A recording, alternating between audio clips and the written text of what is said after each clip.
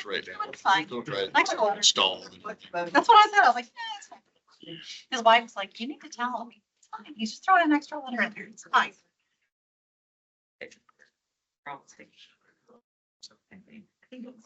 I'm looking actually. Choice lane. There's more chair. Like,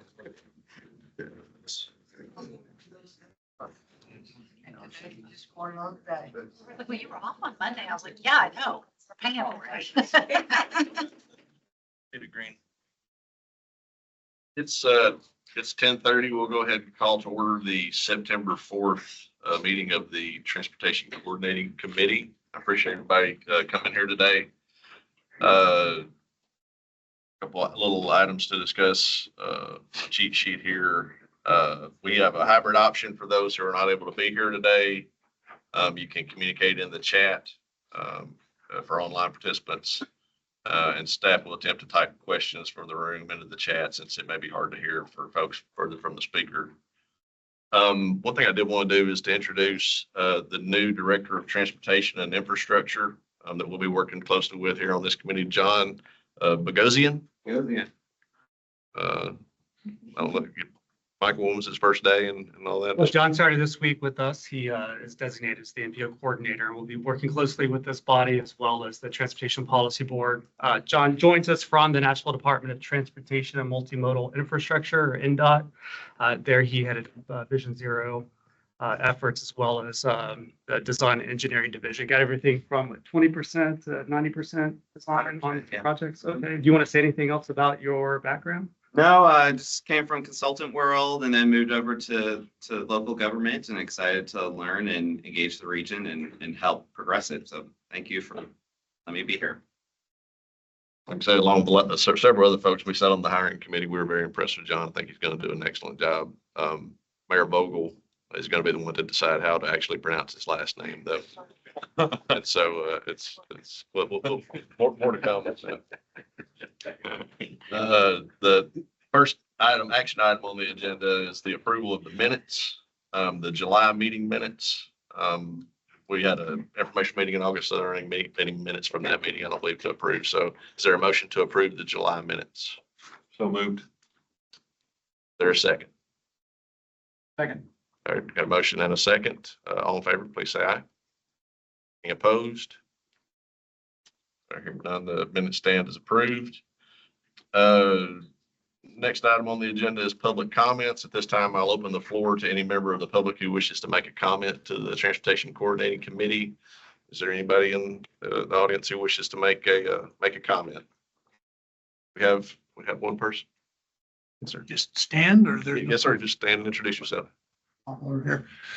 My name is Mark Cleveland. I've been working with the Greater Nashville Regional Council and TDOT for some time on hitch rewards and incentive platform for helping us implement at least carrots when it comes time to reducing traffic congestion.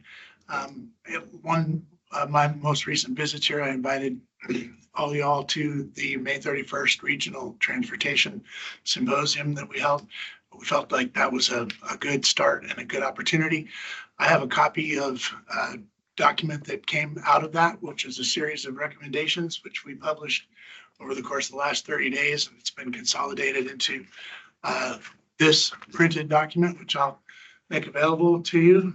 Just one perspective on how we could approach implementing more rapid change and meeting the needs of our growing region. Thank you very much for your work, Michael, and your team. I look forward to working with you, and I'll take my seat.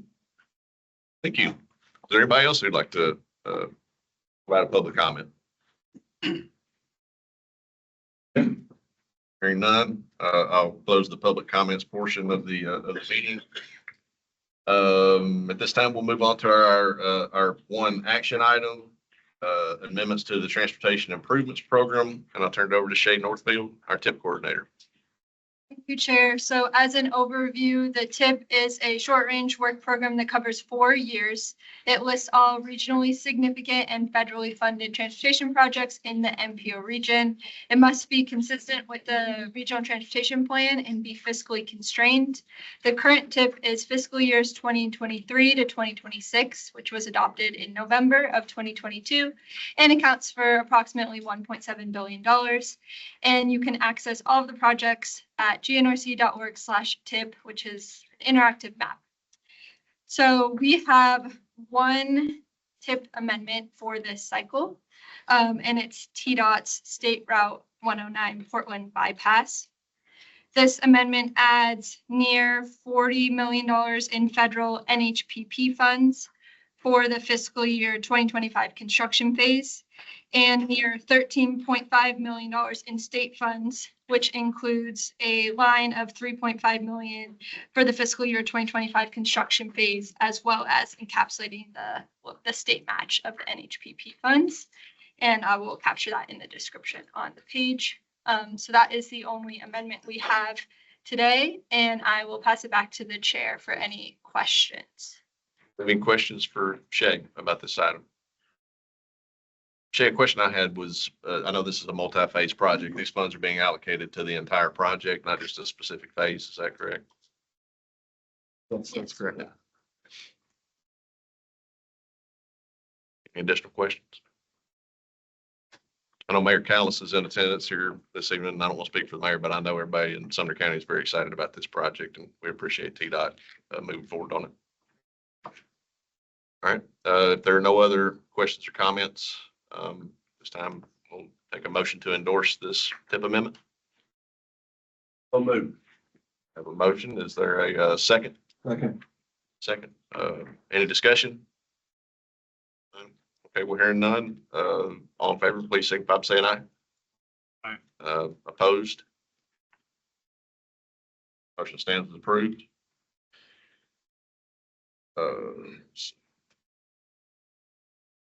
We'll move us on to our informational items. Item 4A, update on the funding swap we talked about recently with TDOT. And I'll turn it over to Michael Skipper, provide an update on that. Thank you, Mr. Chair.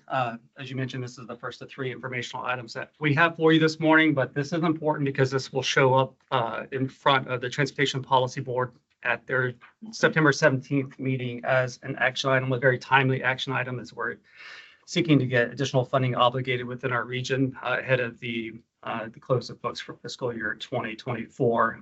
You have at your place the second draft of a memorandum of agreement that we've been drafting with TDOT, specifically Deputy Commissioner Preston Elliott. The first draft was presented to us by TDOT. The second draft represents our staff's suggested revisions to that first draft, as well as a format and structure to the MOA itself.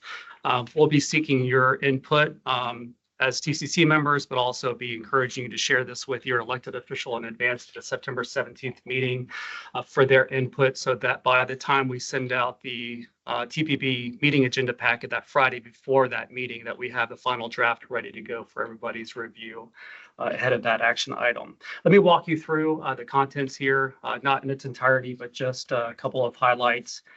You'll notice in the fourth whereas the reference to the resolution that was adopted by the Transportation Policy Board back in July, essentially approving a funding swap program with the Tennessee Department of Transportation, specific to the surface transportation block grant funds that are allocated to Tennessee for use anywhere in the state, the ability to swap those funds with STBG funds that are set allocated to the Nashville-Davidson urbanized area for use anywhere within the MPO planning area. So those are the 2 funding sources, which are really just one funding source from the perspective of the Federal Highway Administration that we're proposing to be able to swap in times of trying to maximize our full obligation authority for the state of Tennessee. So you'll see there that approval of the funding swap program at the time conditional upon MOA being put into place, addressing a couple of key points that are listed there in that whereas statement. And then the remainder of the MOA is essentially executing on those conditions in the form of an agreement. First one I'll call your attention to is the process. This is the process that TDOT has laid out for us to be able to request obligation of funds on locally managed projects that may have been impacted by the swapping out of funds with the state. So simply speaking, we would let them know that an obligation is ready on a locally managed project, and then they would move forward to obligate SDBG funds, intending to obligate always any of the swap funds first before we move to obligating suballocated funding. Actually, that's under number 3 under repayment. So I got ahead of myself, but that's essentially the general process here for getting repayment. Going back though to the process to identify the opportunities for swapping, TDOT has suggested that each year TDOT staff and GNRC staff evaluate the need or the benefit to swap funds, and if there is a benefit identified, namely to meet the August redistribution timelines that we talked about back in July, then we would develop a target amount to swap out the projects that could potentially be impacted and to present that to the Transportation Policy Board for consideration. Should everybody be in a good place, swapping out funds where no additional changes are being made to the TIP would not require a TIP amendment or modification because the fact that Federal Highway sees this as the same funding code. But if TDOT intends to use the money on a state managed project within our region that isn't itemized in the TIP, we would have to move to amend that project into the Transportation Improvement Program before that money could be obligated. Programming authority here, this simply just reinforces the idea that the programming authority rests with the Transportation Policy Board, and regardless of how we swap out SDBG funds between the state allocation and the sub-allocated funds to the UZA, projects need to be consistent or included in the TIP, which is under the purview of the Transportation Policy Board. Then finally, let me call out item number 4 here, which was another condition of the resolution adopted by the Policy Board back in July, which is request TDOT to demonstrate a commitment to streamlining the process for locally managed projects, which are contributing to the slow rate of obligation.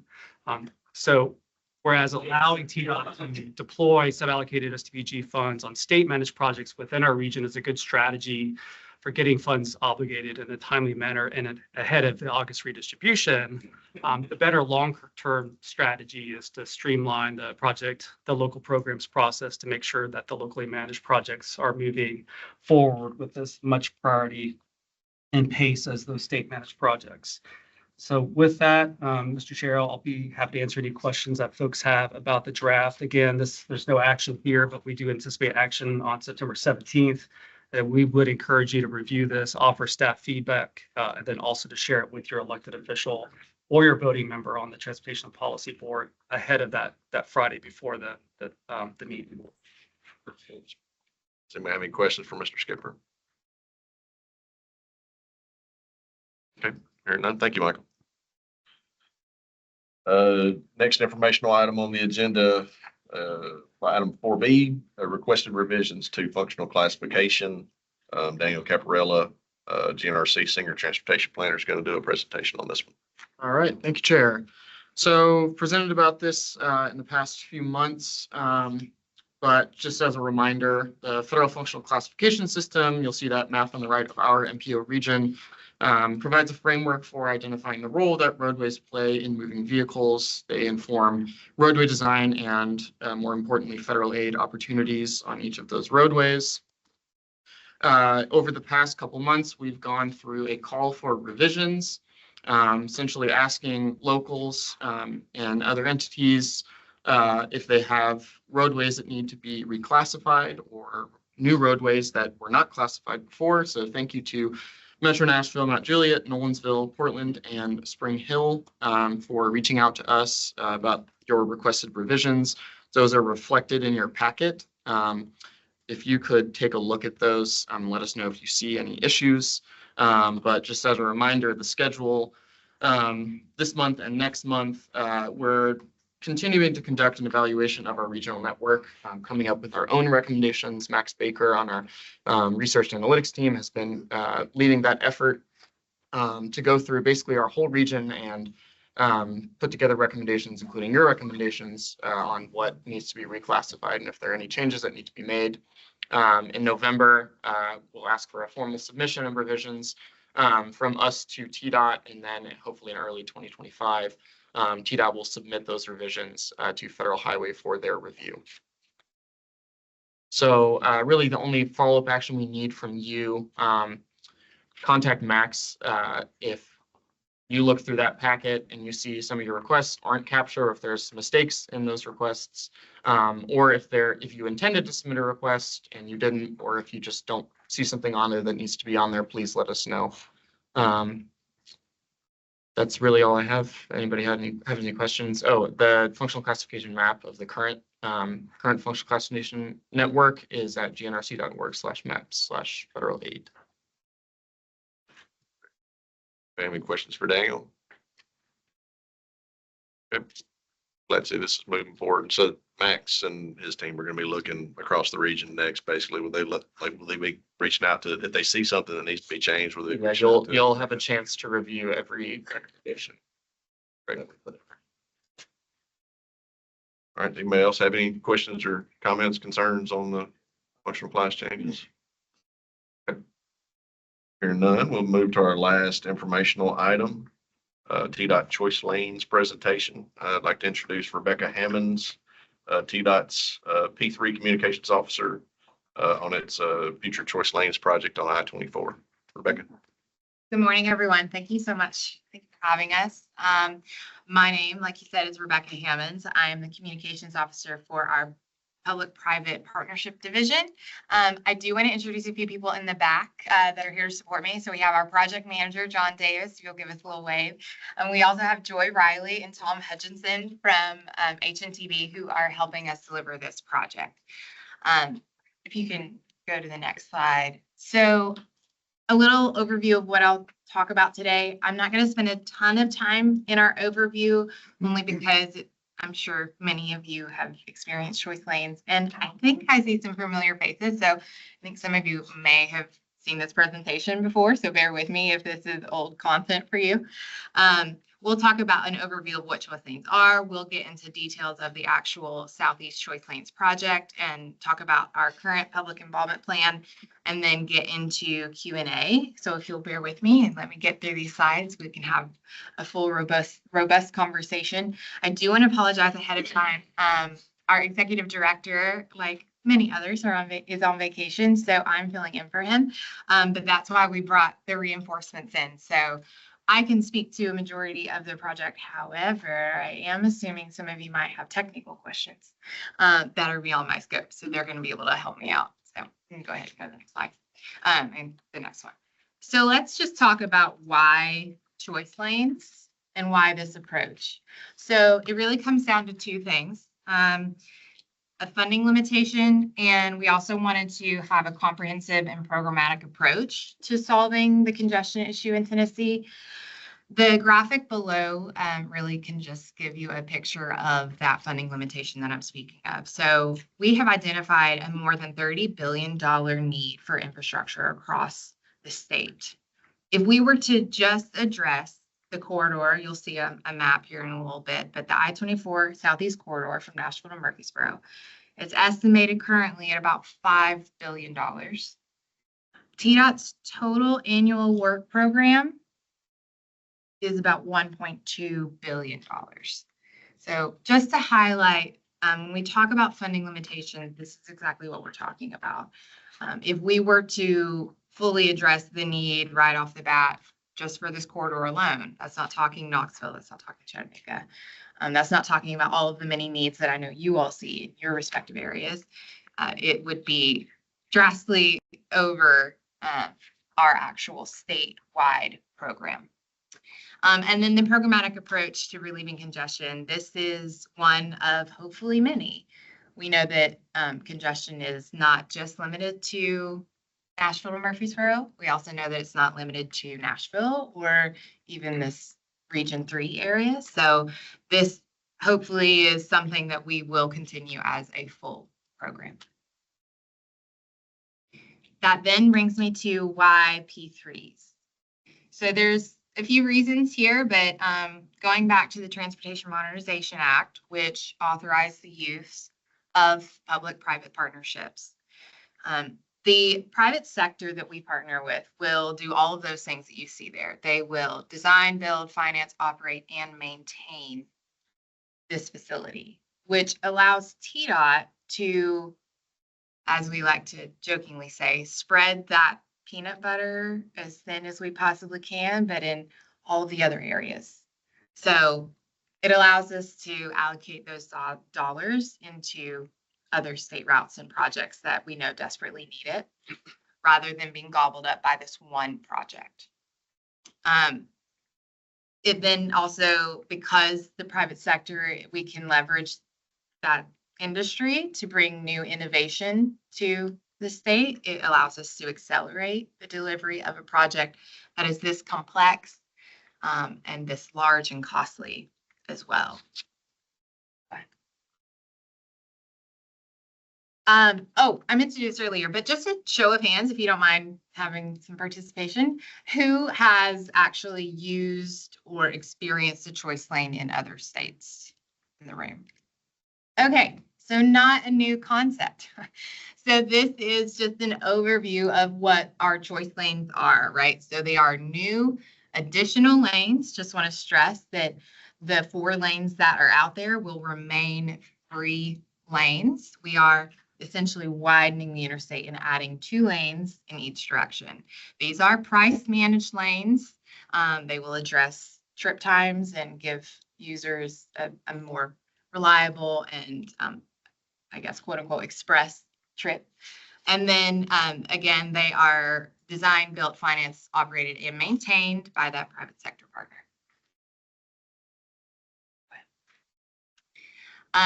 Since many of you have experienced these, this is nothing new, but this is just a look at what these look like in other states. As you can imagine, we're dealing with members of the public that have not experienced them. So we want to give them at least a look at what this will look like. That Virginia image is very similar to what we'll be looking at. Flexible delineators, 2 additional lanes, 4 lanes that will remain free. Go ahead. So just to give you an idea, there are many benefits to a project like this. I want to focus on 2 here. First being that orange square. So overall, everyone will benefit on this corridor because at the end of the day, you have traffic that will choose a choice lane and relieve congestion in the 4 essentially general purpose lanes. So everyone will see some kind of relief. The other one is that navy one in the middle. So for those, of course, who choose to utilize these choice lanes, they will have a much more reliable trip time. So you can know that you'll be able to get in these express lanes if you're going to choose to spend your hard-earned money, that you will be able to get somewhere within that guaranteed for this corridor, right? Probably half an hour, depending on where you're going, rather than an hour one day and an hour and a half the next, which I know we all can attest to and understand that can happen. Go ahead. So in for these choice lanes, we go specifically, transit buses will be able to operate in these lanes for free. So there are multiple benefits, but really they will see also more reliable trip times. They will also see improved transit movements and performance. So with their routes, many other states have seen that their routes and their actual movements improved and were much more reliable. And then again, just to make sure to reinforce the idea that, you know, hopefully with those reliable trip times, with the improvements in those routes and those transit movements, other people will choose to use transit. It will be something that encourages someone to switch over from their single occupancy vehicle to say, well, actually, I know that the bus will get there on time for work. So I'm going to choose to use that. So again, in turn, decrease congestion. Go ahead. This is experience in other states. They have seen significant success. These speak for themselves. 73% more customers due to improved travel in Texas, 68% reduction in travel time, and saw ridership quadruple in the first 5 years, which is huge results. 10% increase in on-time performance in Georgia. So again, really great results that we expect to see here. So the user fees. Let's talk about their actual function. I'm not going to spend a ton of time on this. You guys pretty much understand. You will have a transponder in the vehicle once you go under the gantry, which the price for that specific time of day will be displayed on the gantry. You pass under it. You then will have that cost for your certain trip. At the price itself, I know that I'm just going to address, we've had a lot of questions about what that fee might look like. We're still in the very, very early stages of this process, and you'll see in some future slides, we're still in the environmental phase and early design concept work. So we have not yet gotten to any conversations about user fees. But what I can say, what really was in part of the Transportation Modernization Act language, is that the state will always remain in control. The Transportation Modernization Board will create the methodology, essentially the parameters, right, around which those fees are set. And then that developer then will be able to set those fees as in a dynamic pricing model based on congestion and time of day. Go ahead to the next slide. And now we'll get into our actual corridor project. So this is just a brief overview of the project itself. This is a look at the corridor. We're looking at 26 miles from Nashville to Murfreesboro. This is, I want to clarify, this is where our environmental study footprint is. Our first project phase likely will not be this entire footprint. That's what I was speaking on when I talked about the $5 billion. If we were to do this all right now, that's what estimates, right, of what we're looking for, but likely based on industry feedback, and it'll be a portion of that. The current size, so we're in preliminary design environmental studies, as I said, and then upcoming. So we're going to be submitting those environmental documents. We're going to be making policy decisions. We did post a letter.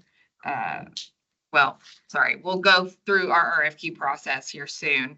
And then we are currently doing continued stakeholder and community engagement. So things like this. So we will continue to have a lot of education as well. So this is a visualization video. I don't know if you can play. It's just click the image and it should pop up. I need to go to different, there we go. This will give you a look at what it might look like. Of course, got to pay the bills with the ad. Not good. Oh, I'm gonna take that. No?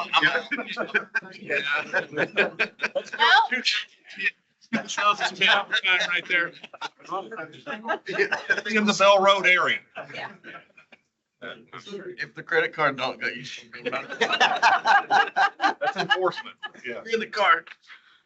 Transponder. Not planned, but here we are. Way to lighten it up, Rebecca. I know. You can go ahead. Oh my gosh.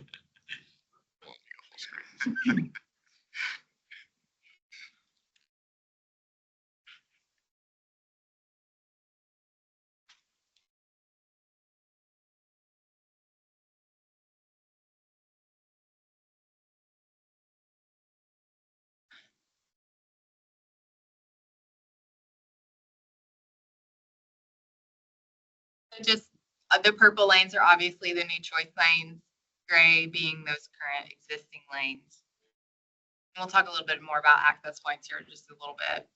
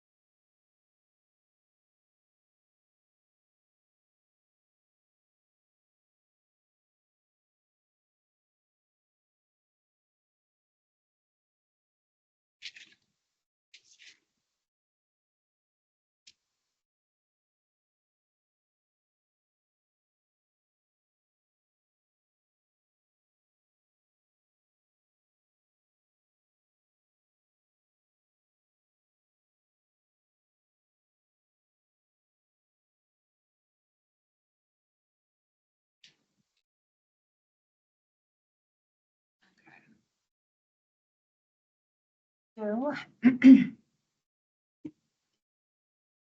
we have two alternatives that we have presented to the public. We've recently been through, and I'll show you, but a series of public meetings. And this is alternative one. Now, I know that this is very small. We have all of this on our website currently. It's essentially showing multiple access points. Let's see here, I have it written down. So the purple access points show a direct merge from 24. So you can, of course, get on from 24 if you're already on it. The red ones show a new exclusive choice lanes interchange. And then there are arrows showing you if they are entering or exiting only, and then if it is a full access interchange. And then if you'll head to the next one, again, the same concept here. There are differences, though, a few. The first one being that there's no access point on this one at East Thompson Lane. There's also no new access point at Waldron Road. And then instead of an access point at Rocky Fork Road, it's a choice lanes only access point at Almaville Road. Again, I know they're small. All of this is on our website if you really want to dive into the differences between the two. We'd also be happy to walk you through them afterward. But really, I think the key point here is that no current access point or interchange will be removed. All of the access points or interchanges that folks currently use will all stay. They will continue to be able to utilize those without any fee. Anything that you'll see in our plans, though, will be new additional access points, or they'll be transitioned into have an additional like choice lanes access point on top of it. So I'm gonna go to the next slide. Just a look at a proposed typical section. Again, this is all subject to change. And these typical sections may change slightly depending on where you are in the corridor, but this is a look at an at-grade typical section. You can see 12-foot shoulder, concrete barrier, 2 additional choice lanes, and then your 3 general purpose and HOV lane there. You go to the next one. Again, proposed typical section of an elevated choice lane. There will be portions of this corridor that will need to be elevated. We are working through a lot of those details now, but this is something that we're continuing to iron out as we go through our design. Go to the next slide. Our projected timeline. Currently, we are in our environmental studies, which will continue through 2025. You can see we've had a large public information effort. We had a total of 4 meetings. We will continue in that effort with public hearings next year, our RFQ, and then with a goal of commercial close in 26 and a goal of commercial or construction starting in 27. We'll again continue this education and stakeholder engagement throughout this whole process. You can go next. Just a look at the public meetings that we have held. Again, we had 4. 3 of those were in person. 1 of them is virtual. Something I want to stress is that the virtual meeting was streamed live and recorded, but our actual virtual public meeting room, it's similar to a room that you can click to insert and then click around the sections and different parts of the quote unquote room. That is still live. It will remain up throughout our public comments period, which will remain until September 19th. So again, feel free to go through all of that. You can go to the next slide. This is just a look at what was shared at the public meetings. A really heavy impact on heavy emphasis on those alternatives, looking at the typical section, the potential access point. The environmental process, because this is part of our NEPA process, we want the public to understand where we are in the environmental process and why their feedback is so important. We did have WeGo come to our public meetings to show that collaboration and the effort ongoing to make sure that transit is a huge part of this project. Our right of way, and then of course there were multiple ways for people to give their feedback. you all know this, but just wanted to stress why it is so important at this point. We want to make sure that the public understands we genuinely need and want their feedback. It is very important to this environmental process. Sometimes I think Tennesseans we haven't had an EA in a while. Now we have several at TDOT because we've got some large projects coming up. So the public doesn't always understand why we're approaching them so early. And it is simply because we really value their input and we do need and want their input before critical design decisions are made. And then my request and TDOT's request of you all is really, we just need your help as far as stakeholder communication and engagement goes. Some of you, I already have some presentations set up with. Others, you maybe have heard this presentation and would be able to communicate it back to your constituents or your community. At the end of the day, however we can help arm you with information to then go back to your community and your members of the public, we want to do that. So, and you can go to the next slide, actually. Here is our QR code and website. Multiple ways to reach out to us, get people's input, but there is a stakeholder toolkit that we've put together. If you want information, whether it be posting on social media, handing out to folks at your city council, whether it be maybe even a community group, a church meeting, whatever it may be, we want to make sure that you're armed with accurate information because we all know that in the world of social media, there's a lot of information out there. It just isn't always correct. So that's what we have to do here today. So I have talked enough. Thank you for listening and being so patient. What questions do you all have for us, if any?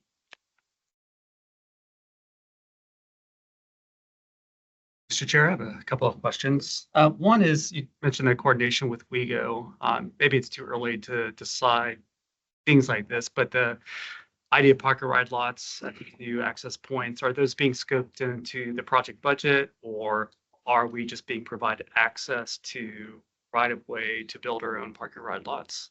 So it's a little of both. I don't think I can speak directly to being scoped into the budget, but it is something that we're currently looking at as far as when we lay out the design plans. And I'm gonna go back to Joy here in a second, but and then we are coordinating with WeGo as far as I know, even the National Transit Plan. If that continues to move forward, we're factoring in the fact that we know transit center is going to be, located nearby. We know that certain routes are at these specific stops. So yes, it's being factored in. Joy, can you speak to the actual factoring in of the design plan? Yeah. So, I mean, these types of projects generally, the planning for how other forms of transportation can really benefit from a choice lanes project kind of evolves as the project develops. So the access points that we're proposing, are very driven by where we feel the demand is for access to choice lands. But that doesn't mean that additional access points can't be added in the future. I think I would encourage planning organizations such as this to start thinking about where it makes sense for park and ride, things of those nature. These types of projects can be hugely successful when you can start to identify where those opportunities are and create direct access ramps to the choice lanes facilities from those. Those are always things that can be added on. It's a build as you go kind of process to really build a program like this for the first time in a region. And again, the design we have is we have a footprint, we have a right of way. So when we go out to our prospective bidders, we're going to say, well, here's where you got to fit it in, and here's what we think we want it to look like. They have the opportunity and chance to propose ATCs. And on a past project in Atlanta, there was 127 ATCs for that project. So that'll be part of the process that those concessionaires bring back to us to say, hey, an ATC is an alternative technical concept. So we may have a certain design at an interchange and they may propose something that works better or has better access. And they can submit that. We still have to choose at TDOT whether we allow it or not. But I'm sure they will propose some park and ride locations in their ATCs and that kind of thing. So what we show you or what we have on our two alternates right now is not locked in stone. What we get at the end of the day will probably be totally different from what our concessionaires will come back with at the end of the days. I have some questions about the general traffic mix, like the choice lanes I've been in have been pretty much for through commuters or through travelers in different heavy municipalities, Atlanta or Florida or where have you. But is there any consideration given to either restricting all freight traffic from the choice lanes, or in the alternative, if freight traffic is one of the primary problems on the corridor, establishing lanes that the freight movers can buy their own monitors for or what have you, and allow them maybe a 2-lane section that all the trucks can get to get through town faster, get them out of the main traffic corridor to where your standard through travelers and commuters don't have to deal with them. Because to me, in traveling in Nashville, my perception is the thing that's probably most intimidating is the increase in overall freight traffic. So there have been a lot of discussions about that. We have our traffic and revenue studies back. We're seeing a lot of different numbers as far as whether to or not to allow. Unfortunately, we're just not there yet. The discussions are happening. We're looking at a lot of the data and industry feedback. I hear you. If I could choose a choice lane to not have to deal with a truck, or if we could push the trucks into the choice lane so that the majority of people don't have to deal with them, I think it goes both ways. We're also seeing some safety implications of putting trucks in a choice lane, because then you limit stop and go traffic with a lot of those larger semis. And some of you probably know that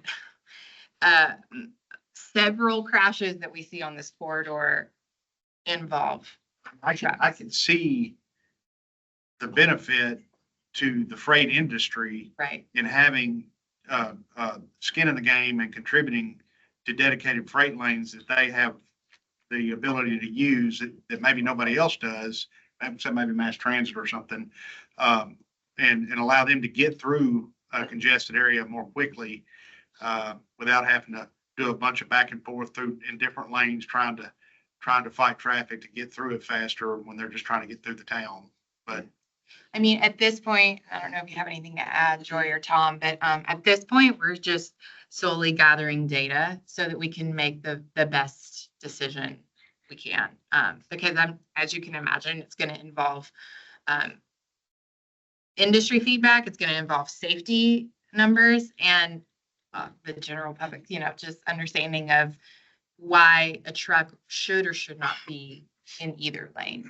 So at this point, it's way too early to know. There's precedent around the country for both, right? In Georgia, you mentioned heavy trucks are prohibited from the express lanes. There's facilities in the Dallas Metroplex where heavy trucks are permitted. So we've seen both around the country, but TDOT is currently still evaluating that. We have a question in the back. Oh, I'm so sorry. First off, the lanes will be basically just 2 stripes kind of separating them, but at the same grade as the rest of the road. Is that right? In some portions. If you don't actually mind to go to slide 6, we'll go back to those photos.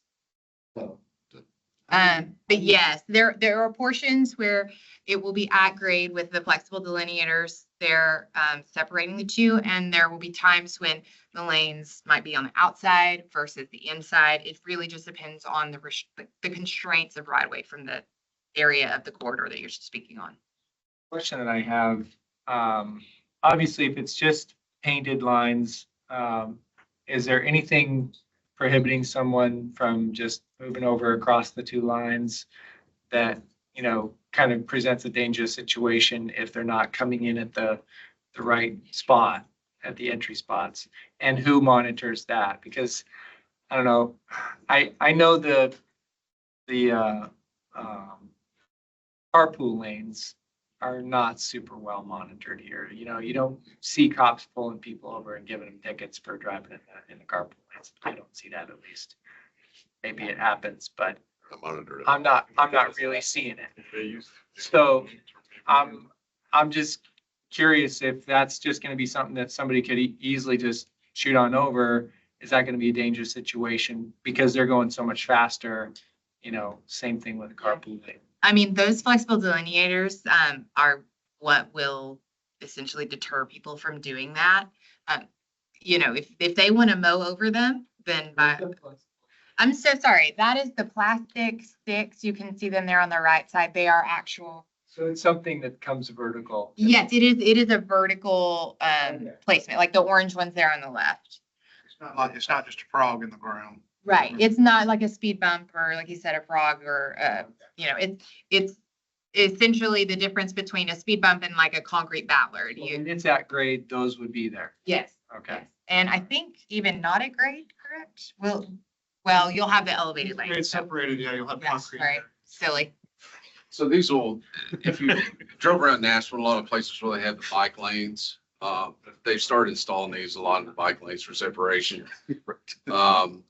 Of course, when they're not at grade, where we have the lanes on the outside, if y'all been around White Bridge Road location for those exits to Briley Parkway, that's kind of how those elevated sections will look. You've got the main general purpose lanes down the bottom, and then those are ramps over White Bridge Road, but ours will be essentially the same thing. There'll be elevated bridge structures that will span the distance.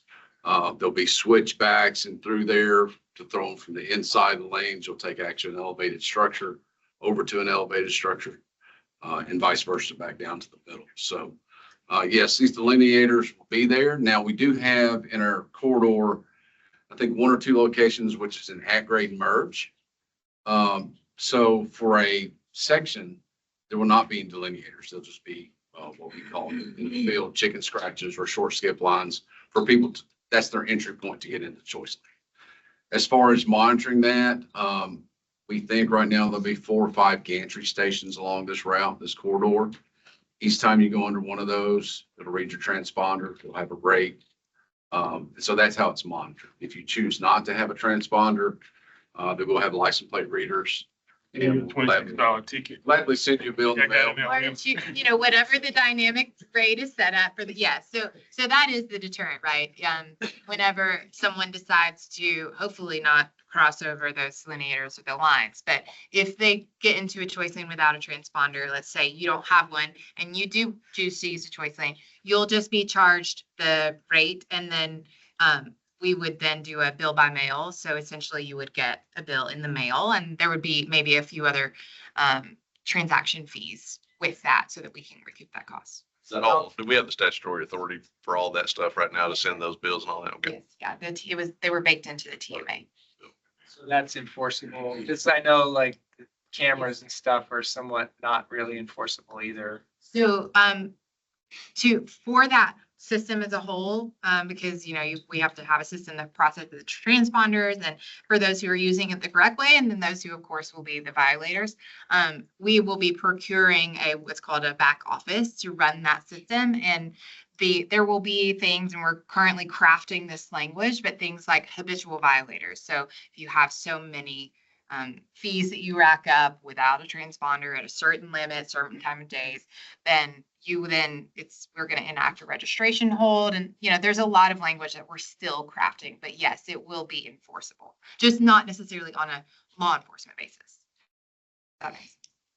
Now, law enforcement will still have jurisdiction just like they do now in 24. This doesn't limit them from, I mean, this is U.S. interstate. They will have the same jurisdiction they do now. So Will there be an opportunity to add additional interchanges along this corridor in the future? Yes, sir. So with the design, we also understand that there are certain interchanges that need work even currently. And we also know that there will be future growth no matter where we are. We're making sure to not pigeonhole ourselves into something that, we put a specific choice lanes interchange there and like there's no more room, right? So we know that there could be current improvements coming. I think basic understanding, just to elaborate, this could be a 30 to 50 year lease or deal with this private sector partner. So we are making sure that with the confines and the contract that we're making, that the future is definitely thought about and that we are planning ahead for things like that. So on the enforcement perspective, if the interstate needs to be shut down, which it inevitably will, it is on, at least a weekly Right. basis, or there's like a hazmat situation, Sure. are there considerations that you're taking in your planning process to allow law enforcement to use those lanes? What's the safety consideration for everyone else using the general purpose lanes? That kind of stuff. So there will be language of like large scale emergencies, like things that we don't like to talk about, right? For your everyday interstate shutdown, because we've had this presentation with law enforcement agencies and task force, and they asked that exact same question, which is totally understandable. And the question then becomes, will you allow us to divert traffic into the choice lane? At this point, it's important for us to set the tone that likely not. If we were to do that on a regular basis for any interstate shutdown, it would be something that would then really defeat the purpose of a private sector partner coming in and recouping their costs with a user fee. So diverting traffic, no, but also the perk of the flexible delineators like we talked about, which are those hard plastic sticks that are vertical, is that in those cases, a law enforcement or a help truck or a fire truck can literally drive over them. And we know that obviously the maintenance is taken care of by the private sector partner as well. They can then go and replace them. So there is consideration. We are constantly talking with our law enforcement partners to make sure that they have a say and help us think about things that maybe we don't necessarily think of when it comes to them responding.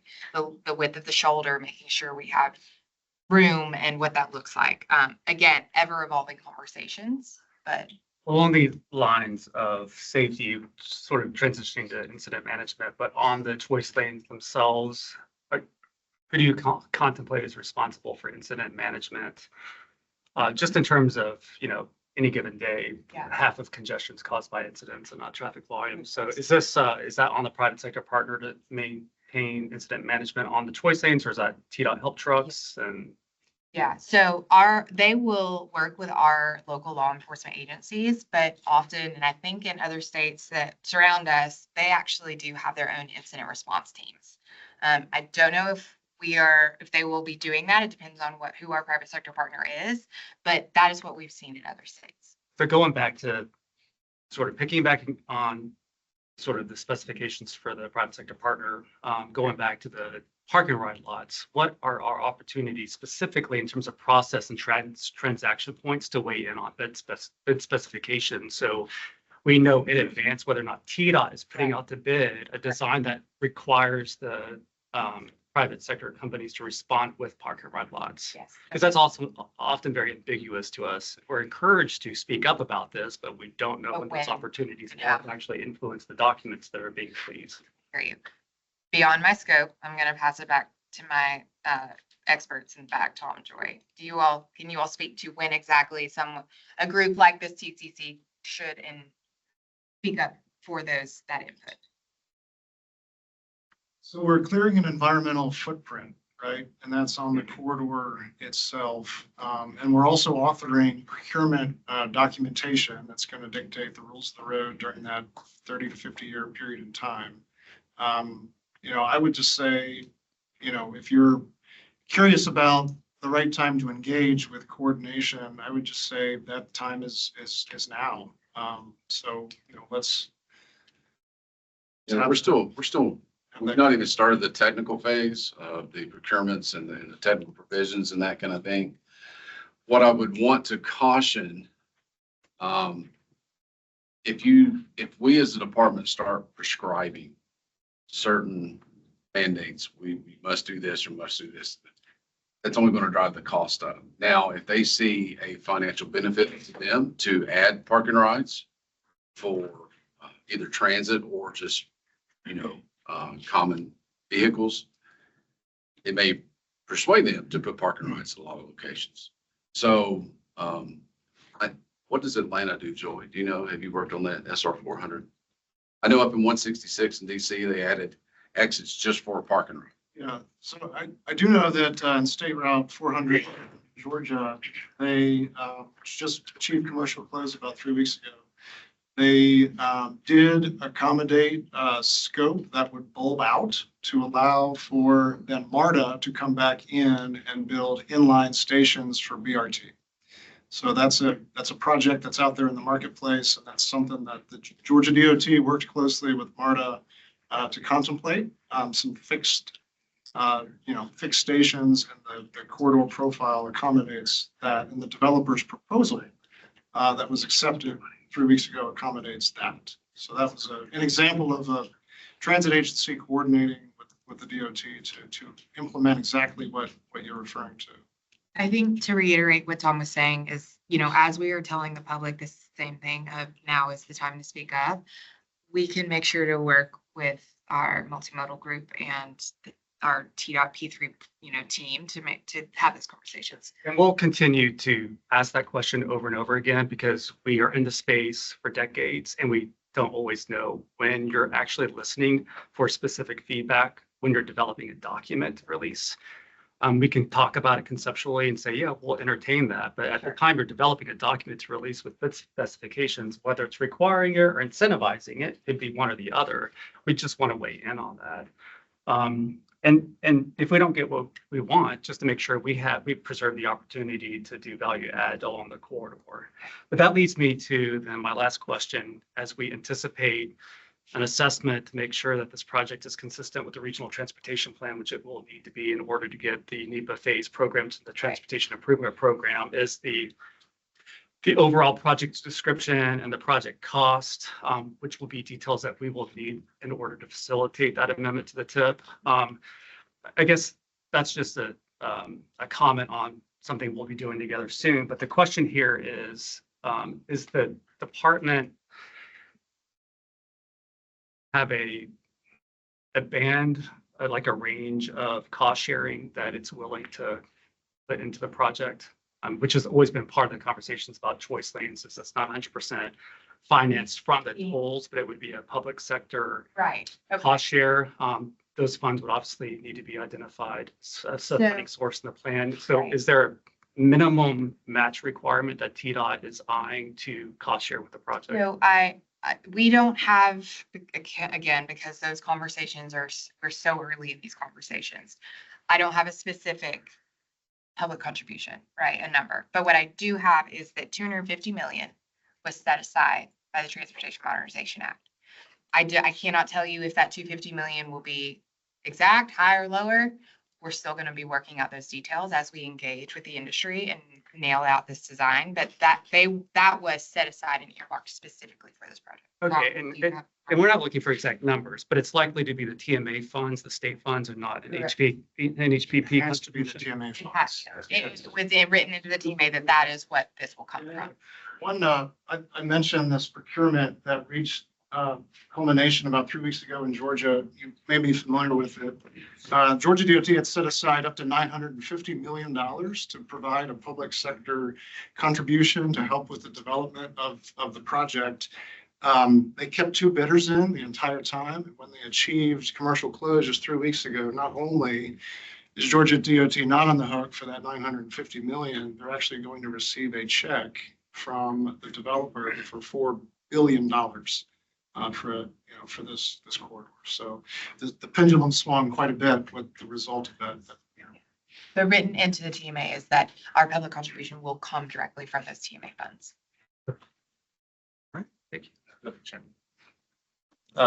More comments than questions. Couple of big comments and then maybe a softball at the end. Thank you. And I'll tell you what, I'll start off with softball. I hope there's consideration, and this is way down the road, to giving a preference for one of the multi jurisdiction easy passes. I don't know if you've ever seen the vehicles drive down the road for people who travel and they've got 3 different passes in the windshield. It gets to be ridiculous after a while. Right. I'll give you an example. I've got an easy pass. It works in multiple states. And I know that's really up to the vendor who chooses what they put in, Right. but I hope we do write some sort of preference in there that we'd like to use something. It's definitely something that we're talking about. We use a C5 transponder, which for those who've been to the new car washes, it's just a sticker that goes in your windshield. Okay. So we actually had to join and help me out here with the labels. Interoperability hub. Right. Yeah. So we're leaning to one right now, but there's 4 in the US. There's 1 in Florida, 1 in the Northeast, 1 in the Midwest.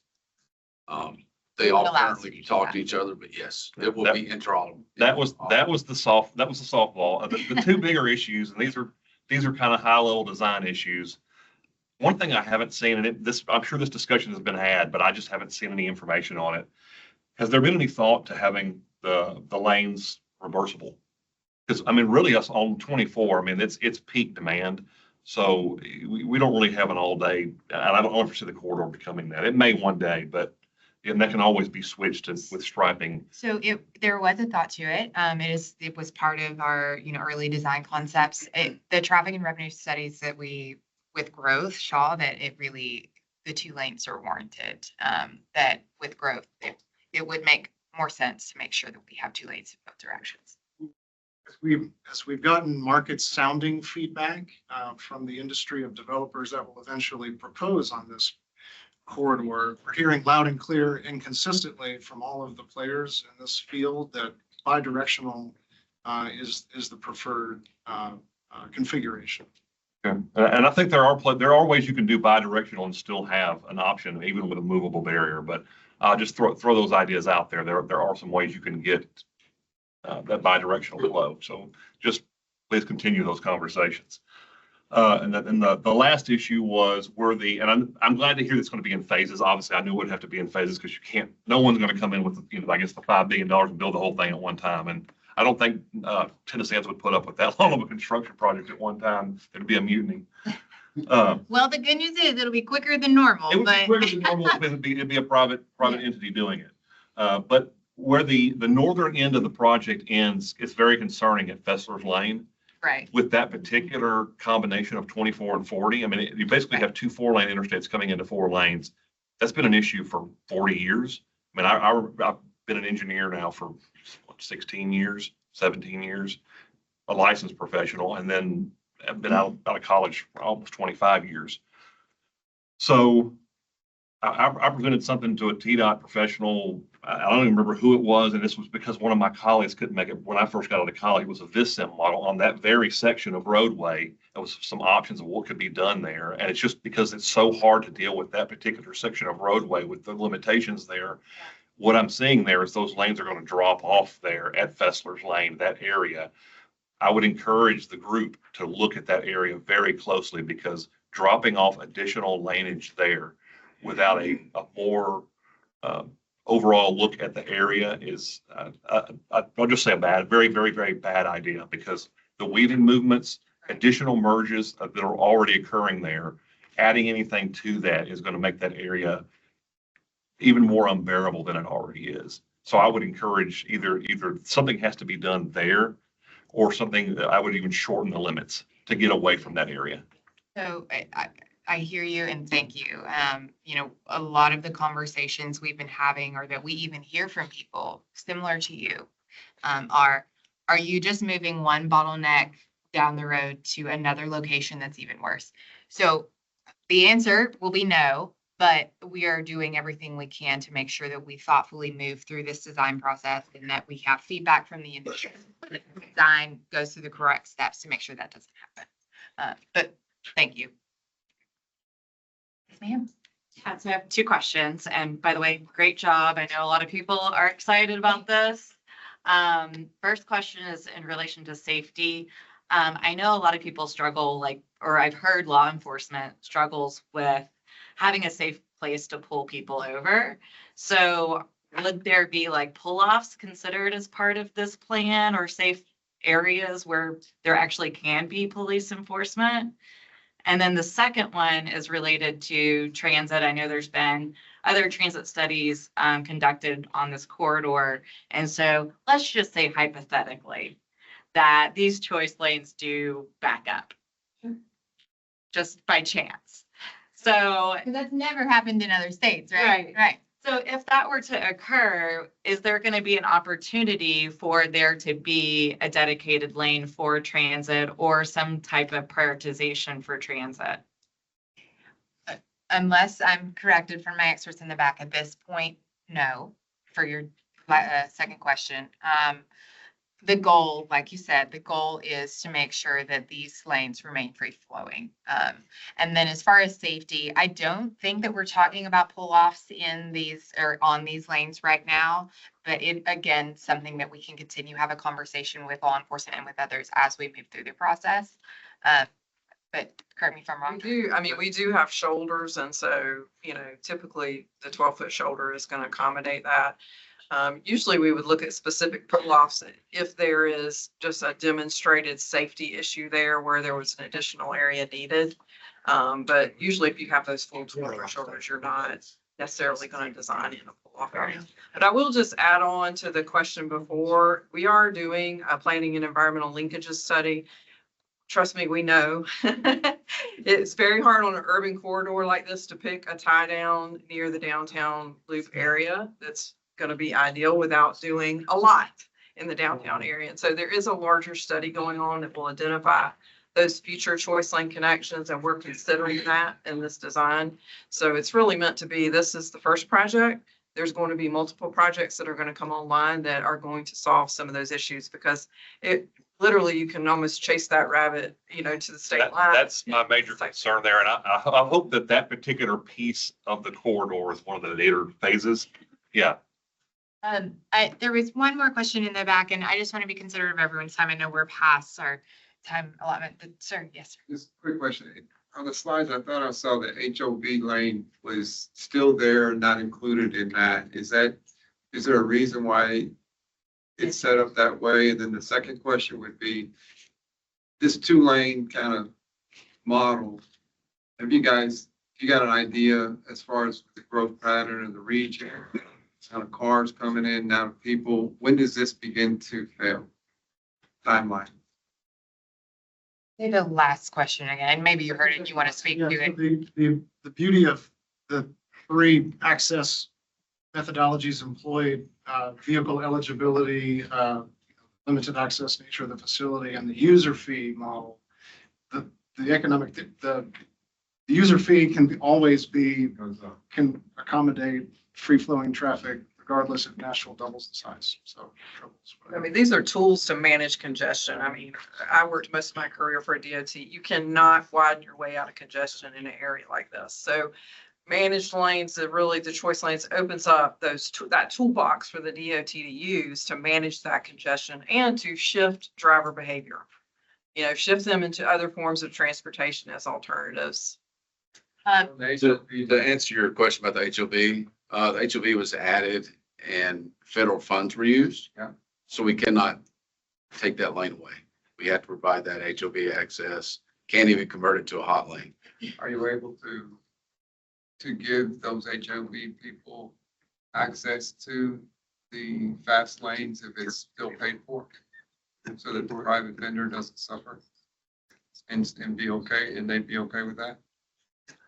I guess I'm not understanding your question. I apologize. I think we're going to need to move on just a little bit. Y'all could probably discuss the offline after the meeting, but would that be all right? Ms. Hammond, thank you very much. I know we were just getting warmed up, I think. Sounds like it. We are available, whether it be to present this information at your, town or community, but also if you just have questions and you want to continue this conversation, we're more than happy to. You're just lucky that Bill McCord, the former city planner for Gallatin, wasn't here, because he I'll would count myself have lucky. a lot of questions. There you go. Well, thank you again. Thank you very much, Rebecca. I'm not going to ask if anybody has any additional questions for Rebecca. At this time, we'll move on to the regular reports. The Federal Highway Administration FTA report, Sean. Yeah, so Daniel, if I can ask you to just go back to that contact slide, because I do want to very much encourage Rebecca. I appreciate you coming to present on this. TDOT is conducting this environmental assessment for compliance with NEPA. federal expectations are that there is this public and stakeholder engagement, that we are receiving and responding and fully considering all feedback received throughout. There will be public hearings towards the end of this EA development process, so another opportunity there. But just please do engage. And we have been talking with TDOT about the importance of making sure that y'all are documenting and fully capturing all this engagement. So as far as my regular reports go, I want to first congratulate Metro Nashville. They were selected by US DOT for a charging and fueling infrastructure award, $4.7 million in federal funding. That's going to be going to this area for level 2 and DC fast chargers at 34 locations, a lot of those associated with transit stations. So we're super excited to be involved in the deployment of EV charging infrastructure across this area, helping to advance and accelerate the connections between that and the transit improvements that are happening. So looking forward to working with Metro Nashville on that. In a similar sort of vein, we have a lot of notices of funding opportunity currently available for anybody else that wants to try and seek their share of federal funding. We've got funding available for bridge programs, both planning and bridge improvement programs. Charging and fueling infrastructure is still receiving applications for about another 3 to 4 days, till the 11th. So keep an eye on that. Culvert removal, replacement, and restoration programs are currently open. Reconnecting communities, if there's any ideas on projects where transportation infrastructure has cut off access or cut off communities, we have Reconnecting Communities program that's designed to alleviate that. Railroad crossing elimination, sort of similar program through FRA, where if we have areas where railroad crossings really present a hazard or are impacting connectivity, we have a program designed to address that. And then just announced was our low carbon transportation materials program. So if you have a project that is currently in development and there's an opportunity to use low carbon materials in that project, we can help to pay for that incremental cost of how much more that project cost would go if you were using more sustainable materials. So I will send Daniel some of these notices of funding if you want to send them out to the group. And then otherwise, for anyone that's interested in where we're at with the census adjusted urbanized areas, we are in sort of the final stages of our review. We've got a couple of cleanup items. We've sent those over to TDOT, but we do anticipate approval of those hopefully within the next, I'm going to guess 4 weeks here. And then just finally want to commend this body on the fund swap discussion that was held earlier. There are federal protections within U.S. Code and CFR that when your projects are ready to go, TDOT is obligated to provide that obligation authority.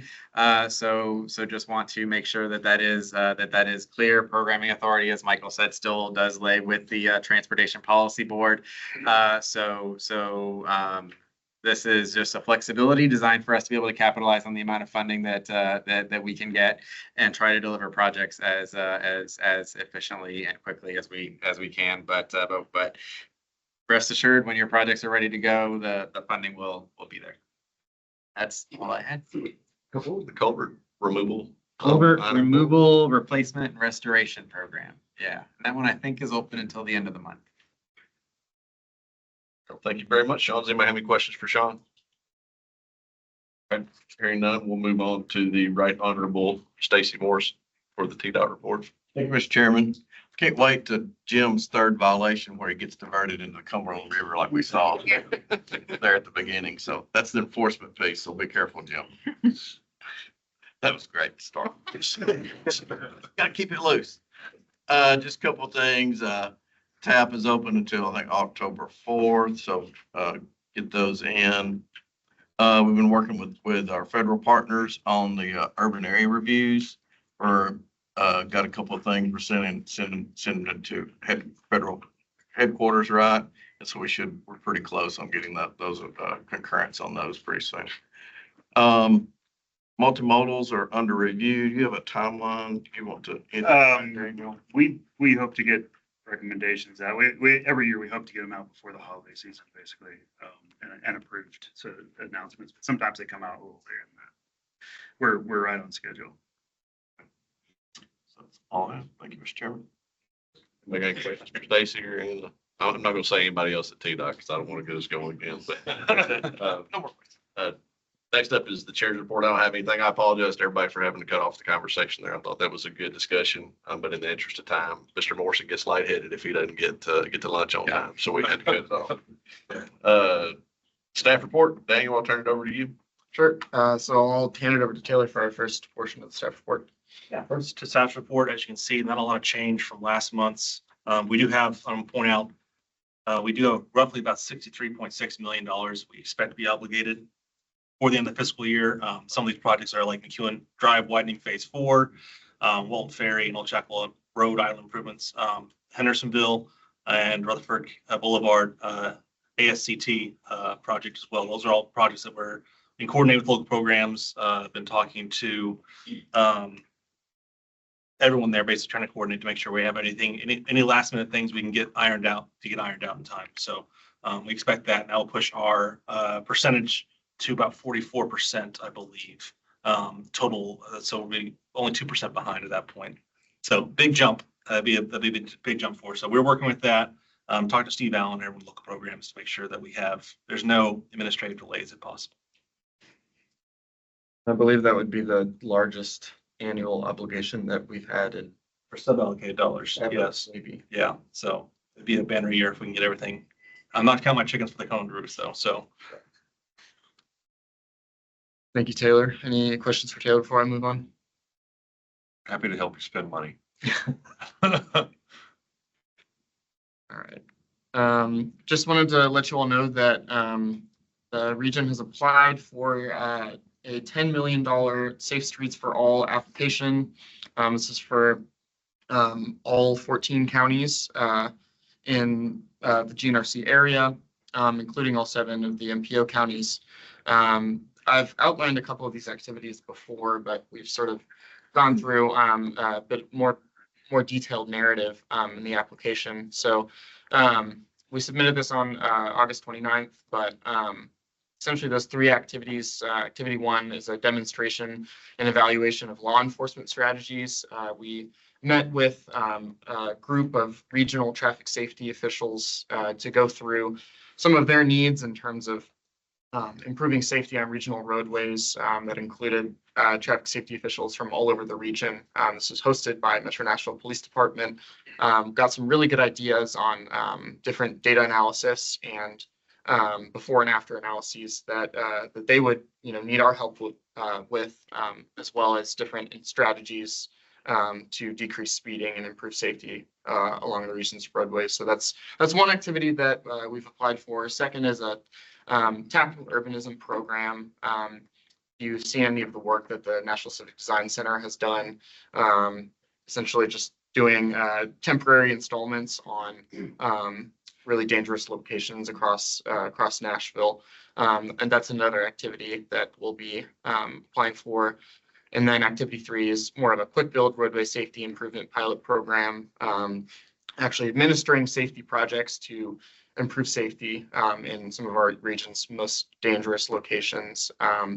John Bogosian on our staff has had a lot of experience delivering those projects, and so we're really excited if we are to receive this grant that he would be leading that effort. And then we received support from all of the existing safety action plans that are under development or that just received awards from our different locals across the region. So we're really excited about this, and we should hear within the next few months whether we get the grant or not, but we will communicate that. And then the application is available at gnrc.org/SS4A. All right, couple more things. These are upcoming meetings. So September 17th, the Power of 10 Summit hosted by Cumberland Region tomorrow. Keynote speaker Jarrett Walker, author of Human Transit. There will also be a regional mayor's panel, as there always is every year when that is hosted. Registration will be available soon. Transportation Policy Board on September 18th. That'll be here in this room. Formal approval of that MOA with TDOT, amendments to the TIP, and then regular reports. And then October 16th, the Regional Council Body Be a presentation on Cybersecurity Awareness Month. Think Tennessee will be presenting, and then of course regular reports.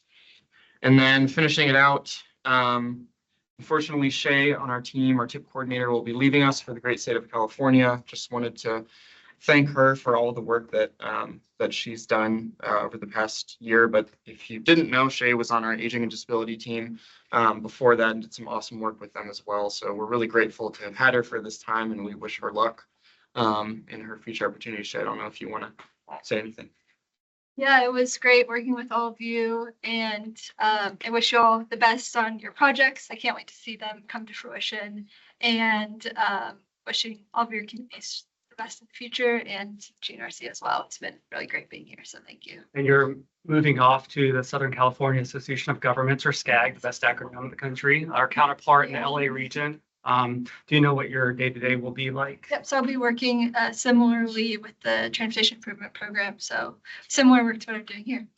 Thank you for everything you've done for us in support of implementing transportation improvements, but then the work that you did for a few years, helping us do our unbiased, commission-free Medicare counseling to older adults and soon to be retirees. It's just been tremendous having you on board. And for what it's worth, we were putting together these photos, and I had reached out to our comms team. I was like, do you have a photo from our Halloween party? They're like, well, we included that for you.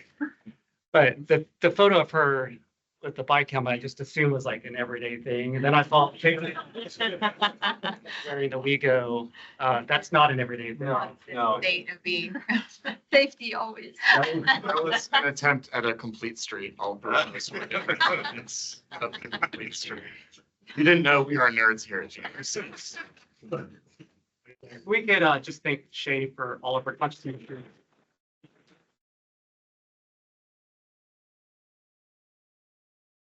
And Mr. Chair, also want to thank Daniel for his leadership with the committee and his support of me and the rest of staff at the Transportation Policy Board while we were searching for our next NPO coordinator. Glad to have John Bogosian on staff, and didn't want to get too far away from that to recognize Daniel for all of the work that he's been doing in support of this group as well. Absolutely. Daniel's done a fine job. You're not going anywhere, right? Not right now. Okay. You can go enjoy a beach somewhere now for a while. Nice long vacation. We have a lot of vacations. Did you guys have anything else? Anybody got any questions for staff? All right, move on to our last item, other business. Anybody have any other business to come before the board? All right, I just want to thank TDOT. Thank you guys for coming out. It's really appreciated when you guys come and talk to the technical body and get that kind of information. So we appreciate y'all. I think. We'll see you next month. Okay. All right, did I have a motion to adjourn? Better here than there. Leave your name tags on the table, please. Hey, young man, how are you? Good to see you. They're gonna run out. Adam couldn't make it. He had